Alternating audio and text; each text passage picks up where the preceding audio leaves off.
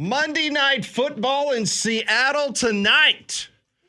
We're talking about the European version of football, but it's a big one as the United States and Belgium. Those mean Belgiumese. Is that what we call them? Belgiumese? Is that what you said? I don't know what you call them. I always said Belgian, but Belgiumese, that works. Yeah. I think that would be the plural, right? Or just Belgiums? Sure. Let's go with it. Red Devils is what their team is. That's their as. nickname. Yeah. Yep. We got to take care of business tonight. It's a big one. Big one. Maybe the biggest in the history of U.S. soccer. That will take place tonight. 7 o'clock is the kickoff in the Emerald City in the Pacific Northwest. Should be a good one. We will talk to Jamie Watson, our soccer aficionado, coming up momentarily here on Three Man Front, as we'll get his thoughts on the controversy that the red card, that is not the red card. Now Flo was playing. It's, man, the drama with FIFA. You thought the SEC had drama. Yeah, this is a whole new level of drama, and I can't wait. I know that this is somewhat unprecedented, but it's not unprecedented. But I was blown away when I saw the announcement yesterday. But you just said something about the biggest match for me in my extensive U.S. men's national team fandom. This would be the biggest day of soccer for Landrum Roberts.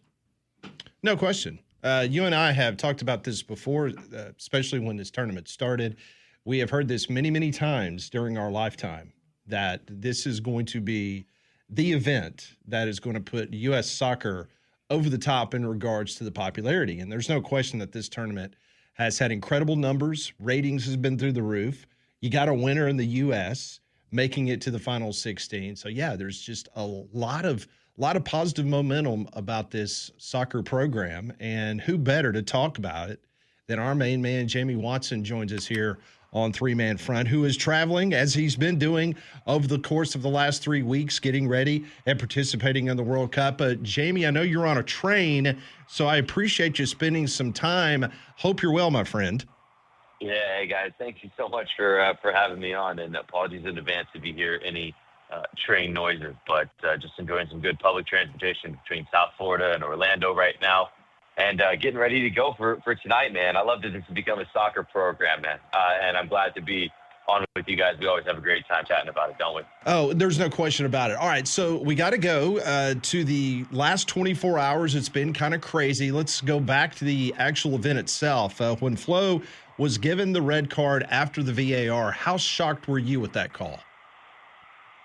Yeah, look, I don't believe that it should have been a red card in the first place. I believe that when you stop and you freeze frame it on a person's foot with landing on an opponent with his ankle rolled, the context of it looks like he's had this malice to go and hurt the opponent. And if that was the case, absolutely deserve a red card, and probably more than just a 1-game suspension if you go by just what that still image looked like of Folarin Balogun landing on his foot. And, you know, if there was malice to it, then yeah, it's a nasty, nasty tackle.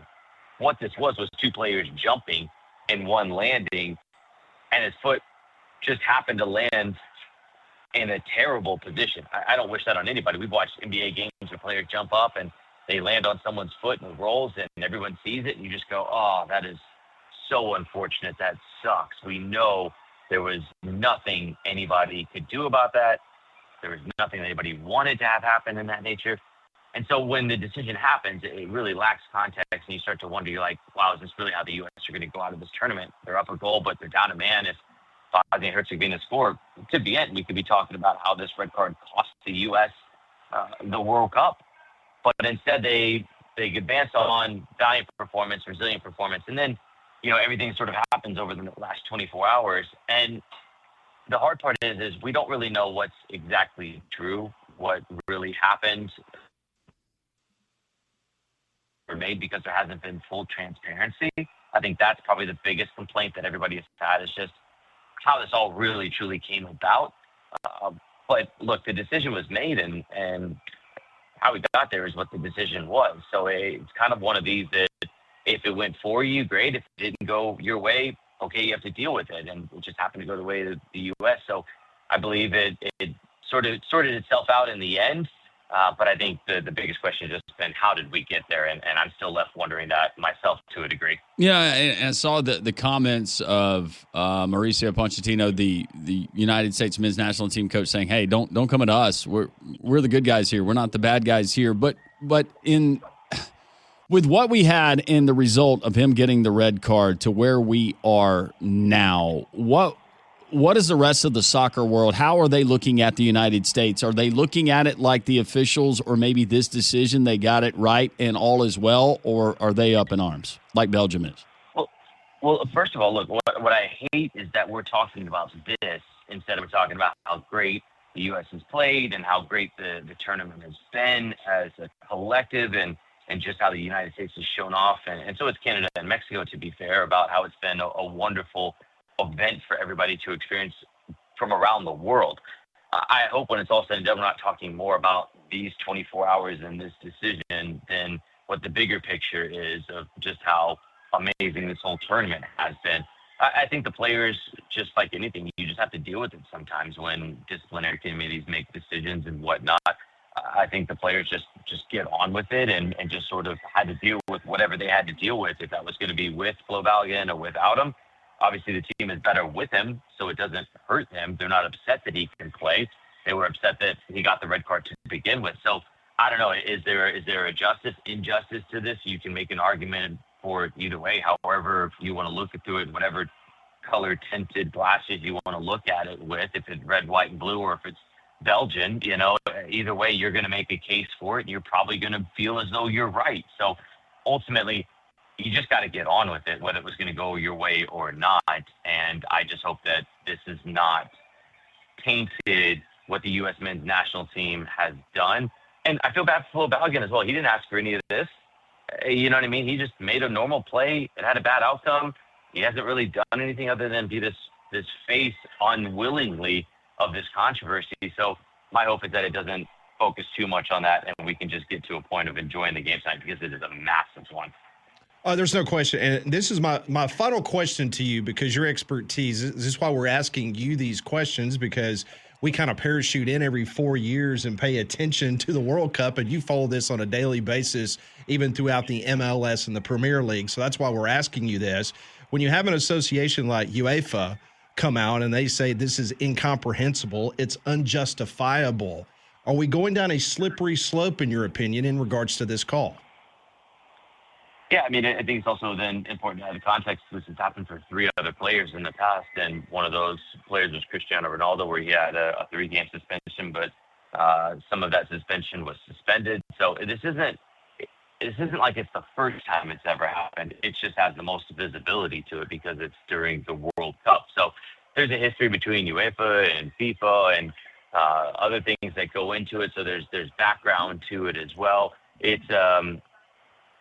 It sucks that this is happening, honestly. There's no other way around it, that this conversation is what's driving the discussion. It's cool that people care this much and are this invested in it, but I just wish it was for a different reason. It doesn't feel great. I can't sit here and be able to say that, everything about it is peachy and perfect. It's definitely not. But there's just, and also too, we're going on so many reports here too. So nobody knows what the full scope of it is. And until we really, truly do, we're left to wonder and piece together sort of what's right and what's wrong. Then, depending on what your algorithm puts in front of you, it's going to make you feel one way versus another. So that's why I guess I just maybe don't get as wound up as others do about it, because you just kind of have to deal with it. And as a former player, like, whether you like the decision or not, you just kind of deal with it, don't you? And this time, you just are able to have your player on the field that you didn't think you were going to for the first couple of days after the win against Bosnia and Herzegovina. Jamie, break down the matchup for us tonight. I know that Belgium, they got a great player in Jeremy Doku, and he was unbelievable back in March when they faced off against the United States men's national team. What are the matchups that you're keying on tonight?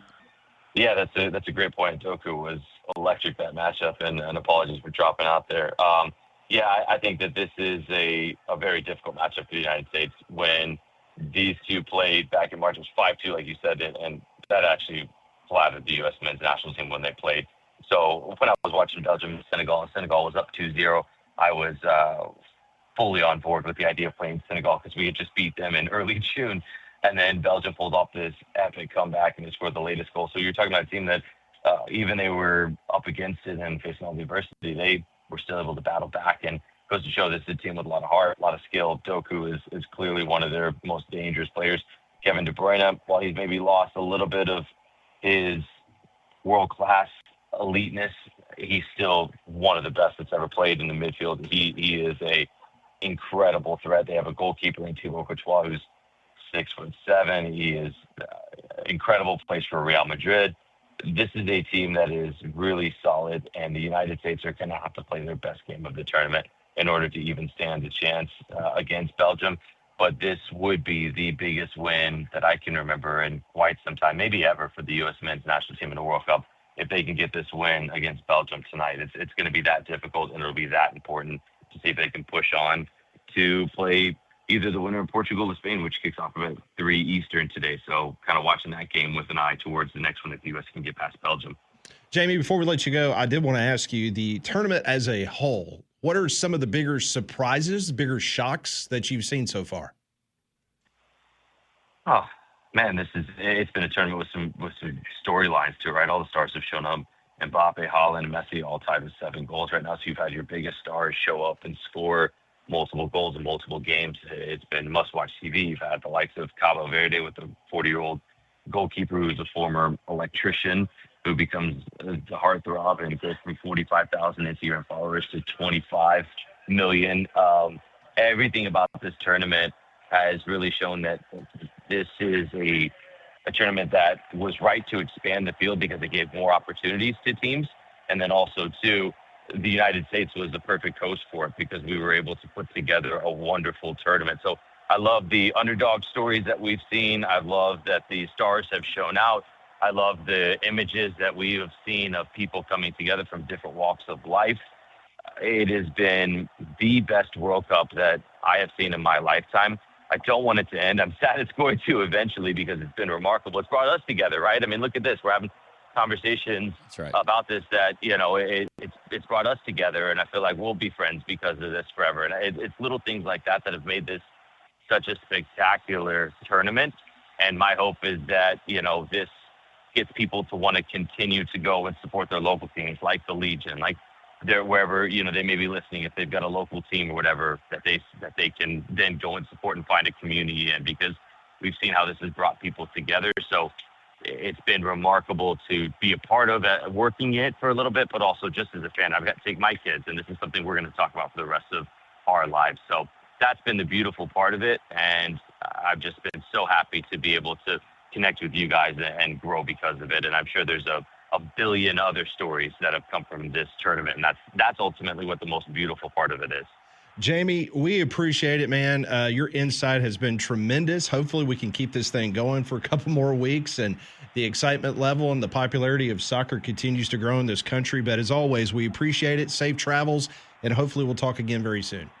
Thanks, I appreciate you guys. Can't wait to be back on with you. Hopefully we're doing this again next week before the U.S.